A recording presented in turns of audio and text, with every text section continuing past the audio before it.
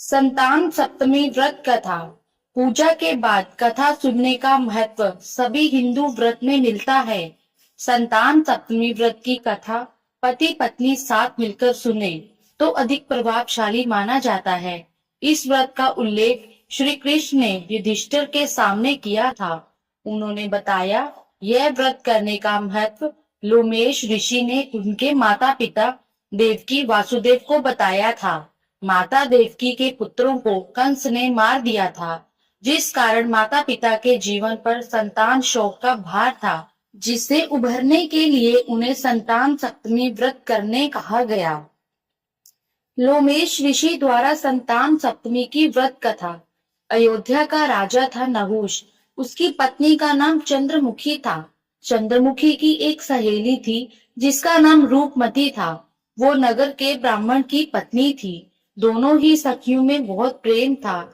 एक बार वे दोनों सरयू नदी के तट पर स्नान करने गई। वहां बहुत सी स्त्रियां संतान सप्तमी का व्रत कर रही थी।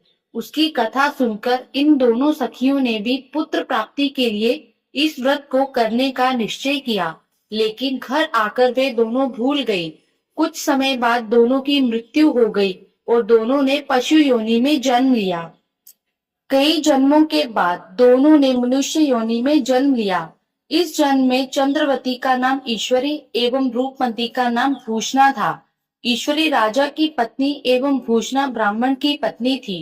इस जन्म में भी दोनों में बहुत प्रेम था। इस जन्म में भूषणा को पूर्व जन्म की कथा याद थी, इसलिए उसने संतान सप्तमी का व्रत किया, जिसके प्रताप से उसे 8 पुत्र प्राप्त हुए।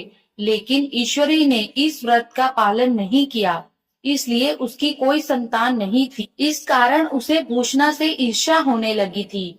उसने कई प्रकार से भूषणा के पुत्रों को मारने की कोशिश की, लेकिन भूषणा के व्रत के प्रभाव से उसके पुत्रों को कोई क्षति ना पहुंची।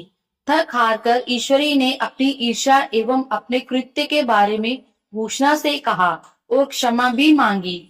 तब भूषणा ने उसे पूर्व जन्म की बात याद दिलाई और संतान सप्तमी के व्रत को करने की सलाह दी।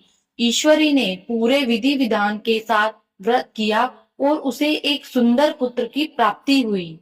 इस प्रकार संतान सप्तमी के व्रत का महत्व जानकर सभी मनुष्य पुत्र प्राप्ति एवं उनकी सुरक्षा के उद्देश्य से इस व्रत का पालन करते हैं। यह व्रत हिंदू पंचांग अनुसार भादो मास शुक्ल पक्ष की सप्तमी के दिन मनाया जाता है। इसे ललिता सप्तमी भी कहा जाता है। हर वर्ष संतान सप्तमी मनाने की तिथि अलग अलग दिन आती है।